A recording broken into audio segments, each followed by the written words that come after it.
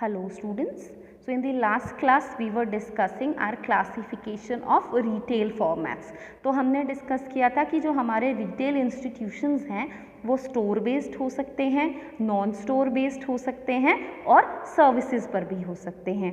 आज हम बात करेंगे हमारी रिटेलिंग की ऑर्गेनाइजेशन की, कि हमारे जो रिटेल इंस्टीट्यूशंस हैं वो ऑर्गेनाइज्ड हैं या अनऑर्गेनाइज्ड रिटेलिंग स्ट्रक्चर को फॉलो करते हैं।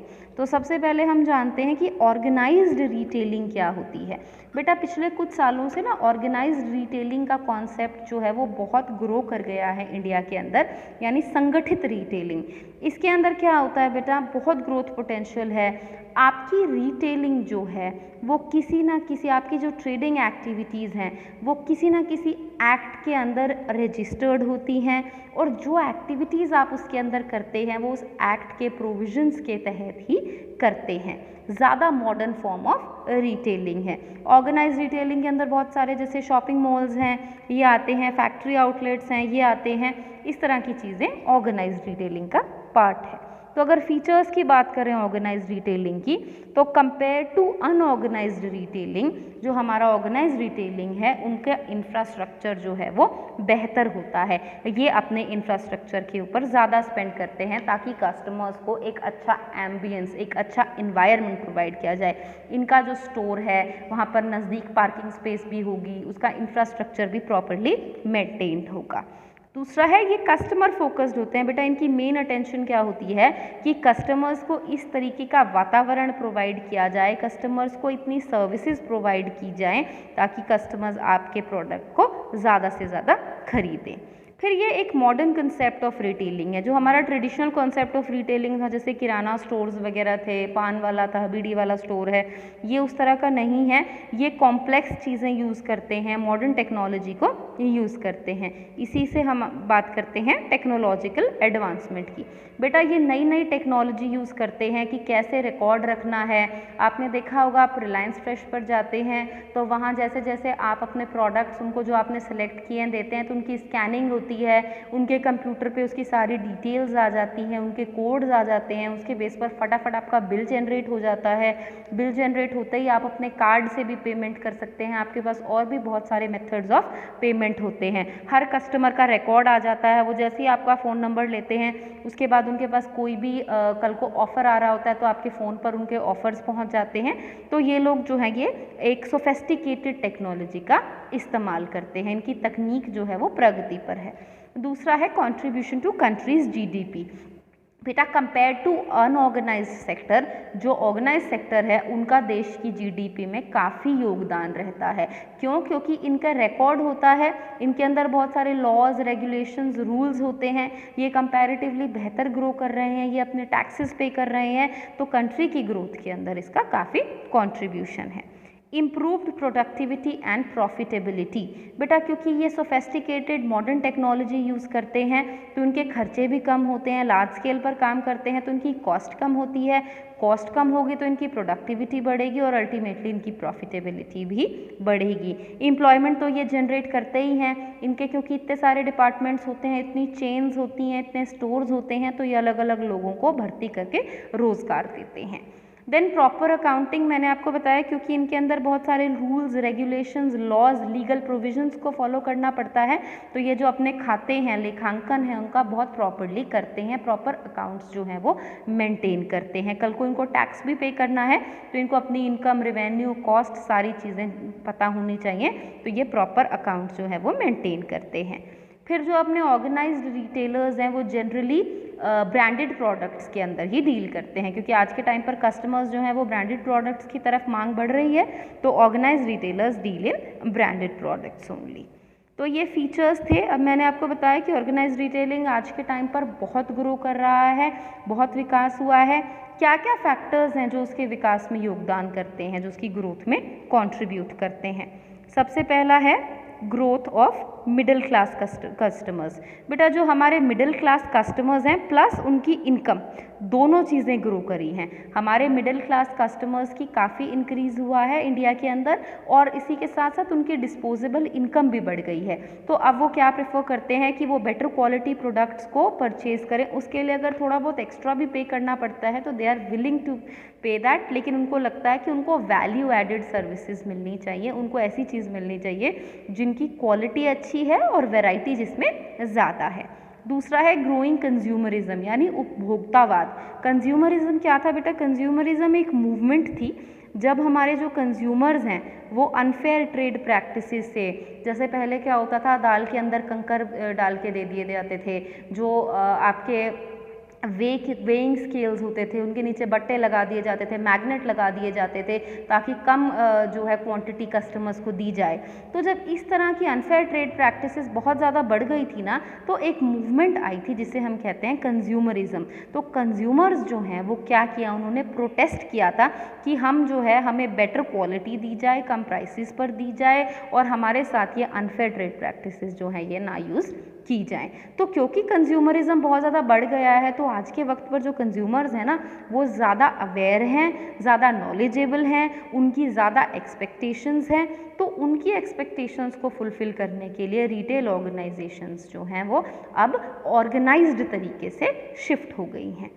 इसके बाद है बेटा increase in number of working women. आज के टाइम पे हमारी पॉपुलेशन में वर्किंग वीमेन बहुत ज़्यादा बढ़ गई हैं, वो ज़्यादा क्वालिफाइड हैं, ज़्यादा लिटरेट हैं।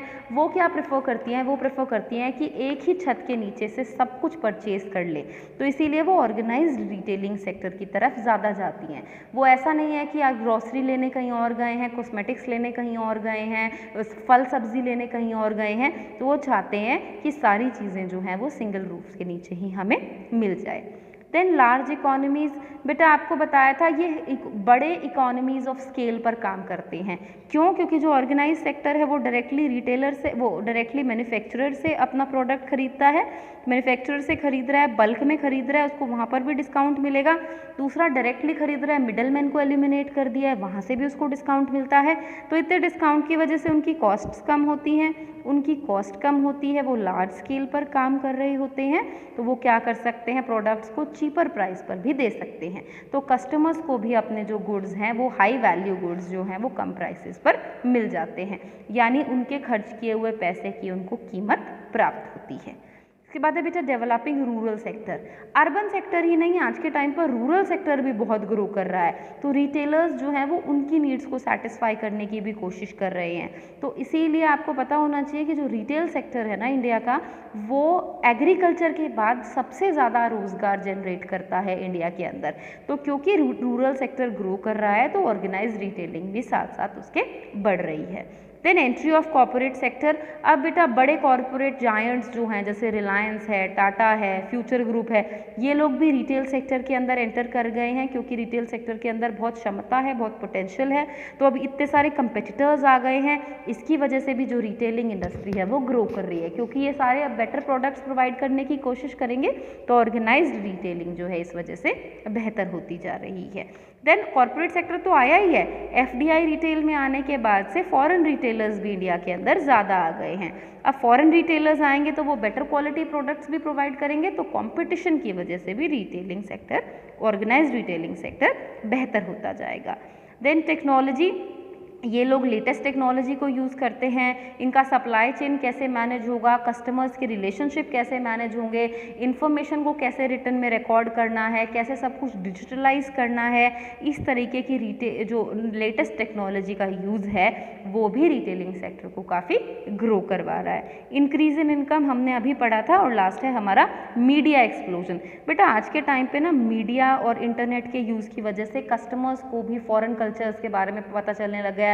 पहले क्या था कि कोई फॉरेन से आएगा तो ही आपका प्रोडक्ट बाहर से आ सकता है, अब क्या है, बहुत सारी फॉरेन वेबसाइट्स हैं, वहाँ से भी आप अपना सामान इंडिया में मंगवा सकते हैं। फॉरेन में क्या प्रोडक्ट्स मिलते हैं आपको उनके बारे में पता है, वहाँ क्या प्राइसेस हैं उसके बारे में पता है। तो अब आप कस्टमर्स को धोखा नहीं दे सकते, अब आपको भी इंडिया के अंदर वैसी ही क्वालिटी या उससे बेहतर क्वालिटी उसी प्राइस पर प्रोवाइड करनी पड़ती है। इसकी वजह से भी ऑर्गेनाइज्ड रिटेलिंग काफ़ी इम्प्रूव हुआ है। तो ये फैक्टर्स थे जिसकी वजह से जो ऑर्गेनाइज्ड रिटेलिंग है वो इंडिया के अंदर ग्रो हुआ है, विकसित हुआ है।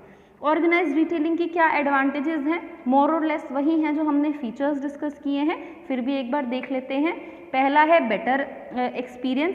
बेटा क्योंकि ये कस्टमर सेंट्रिक होते हैं, इनका मेन फोकस कस्टमर्स की नीड्स को सेटिस्फाई करने के लिए होता है, तो ये कस्टमर्स को अपनी बेटर फैसिलिटीज़ की वजह से, बेटर इंफ्रास्ट्रक्चर की वजह से बेटर सर्विसेज प्रोवाइड करते हैं। तो जो कस्टमर्स का ओवरऑल एक्सपीरियंस होता है, ओवरऑल अनुभव होता है, वो काफ़ी सेटिस्फाइड होता है। फिर है मॉडर्न टेक्नोलॉजी। अभी हमने बताया कि ये बेटर टेक्नोलॉजी का इस्तेमाल करते हैं, इनके रिकॉर्ड्स सारे डिजिटलाइज मेंटेन्ड होते हैं, इनका सप्लाई चेन जो है वो डिजिटलाइज्ड होता है, तो बेटर मॉडर्न टेक्नोलॉजी प्रोवाइड करते हैं। रोज़गार की जनरेशन प्रोवाइड करते हैं अपने अलग अलग डिपार्टमेंट्स में, इनको रोज़गार एम्प्लॉयमेंट चाहिए होती है तो एम्प्लॉयमेंट अपॉर्चुनिटीज़ प्रोवाइड करते हैं। कंट्री की ग्रोथ में, जीडीपी में कंट्रीब्यूट करते हैं। लार्ज स्केल प्रोडक्शन करते हैं तो इकोनॉमीज ऑफ स्केल हो जाता है, जिसकी वजह से ये कम कॉस्ट पर, कम प्राइस पर प्रोडक्ट प्रोवाइड करते हैं और इसकी वजह से इनकी प्रोडक्टिविटी और प्रॉफिटेबिलिटी भी काफ़ी इम्प्रूव हुई है। इसकी ग्रोथ भी जो है, कंपैरेटिवली ग्रोथ की क्षमता और पोटेंशियल भी काफ़ी ज़्यादा है। गवर्नमेंट भी इसके लिए बहुत अच्छा इन्वायरमेंट क्रिएट कर रही है। तो ये इसकी एडवांटेजेस थी। अगर डिसएडवांटेजेस की बात करें तो बेटा हर कोई ऑर्गेनाइज्ड रिटेलिंग नहीं स्टार्ट कर सकता, ऑर्गेनाइज्ड रिटेल स्टोर नहीं स्टार्ट कर सकता, क्योंकि इसके अंदर इन्वेस्टमेंट बहुत ज़्यादा लगती है। जो स्टार्टिंग इन्वेस्टमेंट है, क्योंकि ये टेक्नोलॉजी यूज़ करते हैं, इनका इंफ्रास्ट्रक्चर इतना अच्छा होता है, तो उसके लिए रिसोर्सेज भी, फाइनेंशियल रिसोर्सेज भी काफ़ी ज़्यादा लगती हैं, तो आपको ज़्यादा निवेश करना पड़ता है। दूसरा है बेटा इनके अंदर बहुत सारे लीगल कंप्लायंसेस, लीगल रेगुलेशंस भी होते हैं, लीगल फॉर्मेलिटी भी होगी, रूल्स एंड रेगुलेशंस को भी आपको फॉलो करना पड़ेगा। तो ये फॉर्मेलिटीज़ कई बार छोटे रिटेलर्स के लिए मुश्किल हो जाती हैं फॉलो करनी, तो वो इसे अवॉइड करते हैं। तीसरा है लैक ऑफ पर्सनल टच। बेटा क्योंकि ये लार्ज स्केल पर काम करते हैं, तो जो सिंगल कस्टमर है, हर कस्टमर के साथ इनका पर्सनल टच नहीं होता, ये हर कस्टमर को पर्सनली नहीं जानते होते हैं। अगला है लोकेशनल डिसएडवांटेज। बेटा क्योंकि ये बहुत बड़े लेवल पर आपने ऑर्गेनाइज रिटेल स्टोर्स खोले हुए होते हैं, जो मॉल्स हैं ज़्यादातर वो शहर के बीच में नहीं होते हैं या रेजिडेंशियल एरिया में नहीं होते हैं, वो शहर से थोड़ा सा दूर ऐसी एरिया पर होते हैं जहाँ स्पेस बहुत ज़्यादा हो। अब क्योंकि वो थोड़ा सा दूर होते हैं तो कई बार लोग जो हैं वो सोचते हैं छोड़ो यार लोकल दुकान से ही ले लेते हैं, किराना स्टोर से ही ले लेते हैं, इसलिए इनको लोकेशन की भी डिसएडवांटेज कई बार नुकसान भुगतना पड़ता है। Then credit facilities. बेटा ये जनरली क्रेडिट फैसिलिटीज़ नहीं देते हैं अपने कस्टमर्स को, क्योंकि ये कस्टमर्स को पर्सनली नहीं जानते हैं, तो उनको उधार की या क्रेडिट की सुविधा ये नहीं प्रोवाइड करते हैं। और बार्गेनिंग पॉसिबल नहीं है इसके अंदर। बेटा ये ऑर्गेनाइज्ड स्ट्रक्चर है, इसीलिए इनके प्रोडक्ट्स के अंदर कोई बार्गेनिंग नहीं की जाती।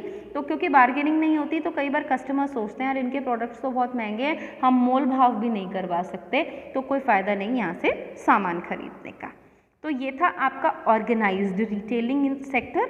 अब हम बात करते हैं अनऑर्गेनाइज्ड रिटेलिंग सेक्टर। नाम से ही बता रहे हैं बेटा ये संगठित नहीं है, ऑर्गेनाइज्ड नहीं है, ये वो रिटेलिंग सेक्टर है जहाँ पर कोई लीगल प्रोविजंस नहीं फॉलो किए जाते या कोई rules and regulations, legal institute नहीं होता, कोई प्रॉपर खाते नहीं मेंटेन किए जाते। ये स्मॉल बिजनेस ऑपरेटर्स होते हैं बेटा, जिनके अंदर इतनी ज़्यादा टेक्निकल कैपेबिलिटीज़ भी नहीं होती है। इनके एग्जाम्पल्स क्या हैं? सब्ज़ी मंडियाँ हैं बेटा, जो दुकान फ्रूट सब्ज़ी बेचते हैं, कपड़ा व्यापारी हैं बेटा, जो पटड़ी बाज़ार खोलते हैं, जो चलते रहते हैं सब्ज़ी बेचते हैं, मोबाइल वेंडर्स हैं, लोकल किराना शॉप्स हैं, लोकल खिलौनों की दुकानें हैं, पान वाला है, कॉर्नर पर नुक्कड़ वाला दुकान वाला है, सब्ज़ी वाला है, इस तरह के जो सारे हैं ये आपके अनऑर्गेनाइज्ड रिटेलिंग के अंदर आते हैं। इनके फीचर्स की बात करें तो बेटा जैसे हमारा ऑर्गेनाइज सेक्टर मॉडर्न था, ये पारंपरिक है, इनका ट्रेडिशनल फॉर्मेट यूज़ करते हैं, लो कॉस्ट रिटेलर्स होते हैं, कम इंफ्रास्ट्रक्चर होता है, कम फैसिलिटीज़ ये प्रोवाइड करते हैं। लेकिन एम्प्लॉयमेंट ऐसा नहीं है कि जितना organise retail sector employment provide करता है उतना ही अनऑर्गेनाइज करता है, लेकिन कंपैरेटिवली उससे कम कुछ ना कुछ एम्प्लॉयमेंट तो और अनऑर्गेनाइज रिटेल सेक्टर भी प्रोवाइड करता है। इनके लो कॉस्ट ऑपरेशन होते हैं बेटा, क्योंकि ये ज़्यादा है सोफेस्टिकेटेड टेक्नोलॉजी नहीं यूज़ करते, ज़्यादा एडिशनल सर्विसेज नहीं प्रोवाइड करते कस्टमर्स को। जैसे ऑर्गेनाइज रिटेल सेक्टर्स तो आपको होम डिलीवरी भी प्रोवाइड करेंगे, एडिशनल वैल्यू एडेड सर्विसेज भी प्रोवाइड करेंगे, ये उस तरह की सर्विसेज नहीं प्रोवाइड करते। कोई लीगल लॉज, रेगुलेशंस, प्रोविजंस के अंदर ये गवर्न नहीं करते। इनका जो प्लेस ऑफ लोकेशन होगा ये अलग अलग हो सकता है। फिक्स्ड लोकेशन भी हो सकता है, जैसे कपड़ा व्यापारी है उसकी दुकान है, सब्जी वाली दुकान है, जो किराने की शॉप है, जनरल स्टोर है, फिर ये पटड़ी बाज़ार भी हो सकता है, और ये मोबाइल वेंडर्स भी हो सकते हैं। कैसे, जैसे कई बार सब्जी वाले हैं जो एक जगह से दूसरी जगह पर फ्रूट्स वेजिटेबल्स बेचते हैं, तो इनका प्लेस ऑफ ऑपरेशन किसी भी तरह का हो सकता है। जो इम्पॉर्टेंट चीज़ है वो ये है बेटा कि ये पर्सनल टच देते हैं, ये व्यक्तिगत संपर्क रखते हैं अपने कस्टमर से। जैसे आपकी कॉलोनी में, आपकी गली में जो दुकान है, वो दुकान वाला आपको, आपकी फैमिली को, सबको ही जानते होते हैं, तो इनकी जो डीलिंग होती है उसके अंदर एक पर्सनल टच होता है। क्योंकि पर्सनल टच है, ये आप कस्टमर्स को बहुत अच्छे से जानते हैं, तो ये उधार पर भी सर्विसेज जो हैं वो प्रोवाइड करते हैं। बल्कि बहुत सारे किराना शॉप्स में क्या होता है कि पूरा मंथ लोग उनसे सामान लेते हैं और मंथ के एंड में जो बिल है उसको सेटल करते हैं, तो ये उधार फैसिलिटी भी प्रोवाइड करते हैं। काफ़ी वक्त पर ऐसा होता है बेटा, ये फैमिली बिजनेसेस भी होते हैं, पास ऑन होता है एक जनरेशन से अगले जनरेशन पर। जैसे फादर वही करा था तो कल को लड़का भी उसी दुकान पर बैठता है। अब क्योंकि लोकेशनल ईज़ है, ये आपके आसपास ही लोकेटेड है, तो कस्टमर्स जो हैं वो स्मॉल परचेजेस प्रेफर करते हैं, वो गुड्स को कम क्वांटिटी में प्रेफर करते हैं। तो अगर नज़दीक है, आपके आसपास है, तो आप उसको स्मॉलर क्वांटिटी में परचेज ईजिली कर सकते हैं। अब बात करते हैं अनऑर्गेनाइज्ड रिटेलिंग की क्या क्या एडवांटेजेस हैं। वही बात है बेटा, एम्प्लॉयमेंट अपॉर्चुनिटीज़, रोजगार प्रोवाइड करते हैं, लेकिन ऑर्गेनाइज्ड रिटेलिंग से कम प्रोवाइड करते हैं। कन्वीनियंट, सुविधाजनक लोकेशन पर ये लोकेटेड होते हैं, उधार की फैसिलिटी ये प्रोवाइड करते हैं, कस्टमर्स को ये पर्सनली जानते हैं तो एक पर्सनल टच भी ये देते हैं, कम, बहुत ही नाम मात्र की लीगल प्रोविजंस के अंतर्गत ये काम करते हैं। यहाँ पर आप मोल भाव भी कर सकते हैं, बार्गेनिंग भी कर सकते हैं। इसी की वजह से लोगों का एक ट्रेडिशनल माइंडसेट है, क्योंकि हम यहाँ मोल भाव कर सकते हैं तो हमें अच्छे गुड्स जो हैं वो कम प्राइसेस पर मिल जाते हैं। चाहे प्राइसेस सेम हो, आपके मॉल में भी सेम प्राइस हो, लेकिन अगर इन्होंने 10 रुपये की कोई चीज़ बोल के 8 रुपये की दे दी तो आपको लगेगा कि आपको सस्ता सामान मिल गया।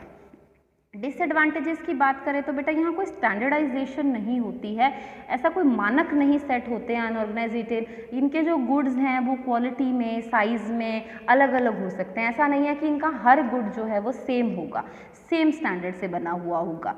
देन कंपटीशन भी बहुत होता है बेटा, अनऑर्गेनाइज्ड को ऑर्गेनाइज से बहुत कंपटीशन है, क्योंकि जो सर्विसेज हैं, जो वैल्यूज़ हैं, जो वैल्यू एडेड सर्विसेज हैं, वो ऑर्गेनाइज्ड सेक्टर बेहतर प्रोवाइड करता है, इनफैक्ट चीपर प्रोवाइड करता है, और एक ही डेस्टिनेशन पर प्रोवाइड करता है, तो कंपटीशन का लेवल दोनों में काफ़ी ज़्यादा हो जाता है। देन एडवांस टेक्नोलॉजी, बेटा ये लोग ऑर्गेनाइज्ड सेक्टर की तरह एडवांस टेक्नोलॉजी नहीं यूज़ करते हैं, इनके अंदर वो सोफेस्टिकेटेड टेक्नोलॉजी नहीं होती, डिजिटलाइजेशन नहीं होती, इनके रिकॉर्ड्स प्रॉपर्ली मेंटेन नहीं होते। इनफैक्ट अगर आप पेमेंट के मोड्स की बात करेंगे तो वो भी इनके पास अभी तक भी डिजिटल पेमेंट मोड सारे नहीं हैं, ये कैश के अंदर ही डील करते हैं। देन इनकी कॉस्ट्स जो हैं वो भी, क्योंकि इनके पास रिसोर्सेज बहुत कम होती हैं, ये स्मॉल स्केल पर काम करते हैं, तो ये लार्ज स्केल की इकोनॉमीज ऑफ स्केल का फ़ायदा नहीं उठा पाते, इसकी वजह से इनका खर्चा भी ज़्यादा होता है।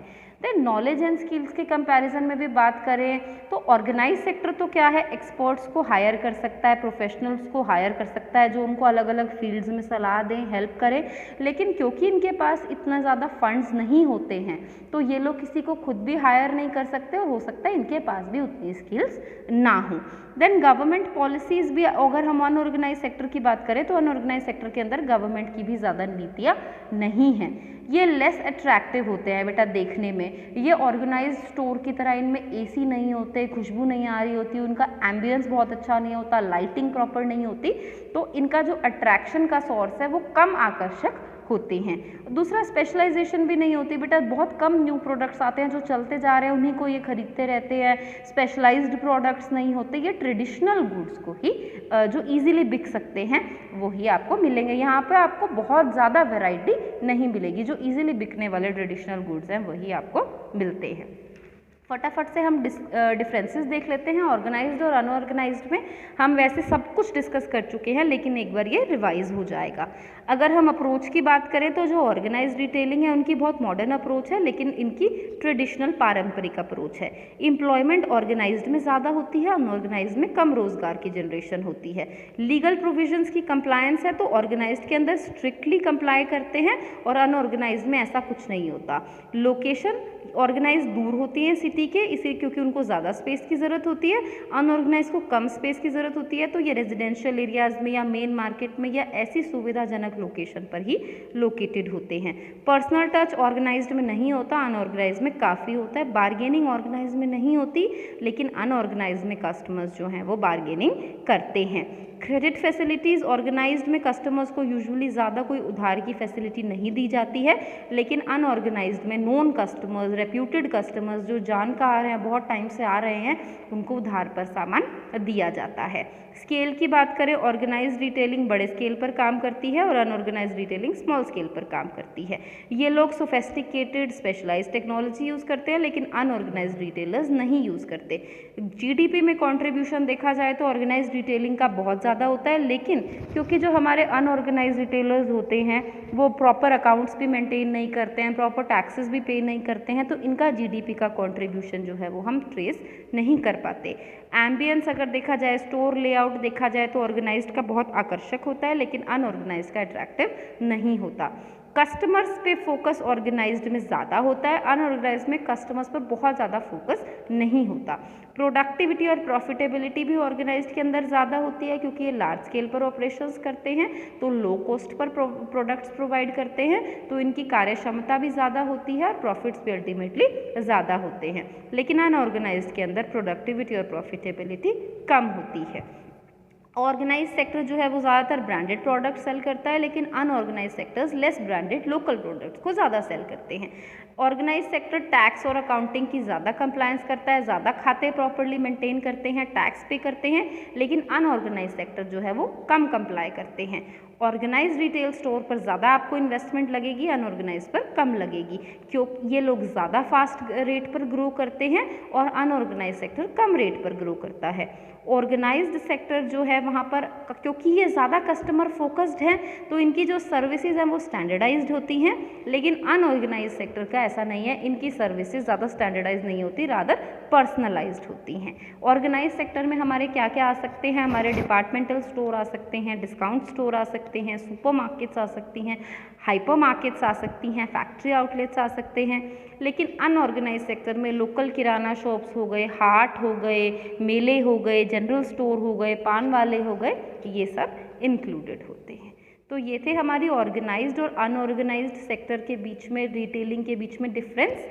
So with this I finish this chapter. इस चैप्टर में हमने रिटेलिंग के मॉडल्स डिस्कस किए, यानी रिटेल फॉर्मेट्स और रिटेल इंस्टीट्यूशंस की क्लासिफिकेशन डिस्कस की, ऑर्गेनाइज्ड और अनऑर्गेनाइज्ड रिटेलिंग डिस्कस की।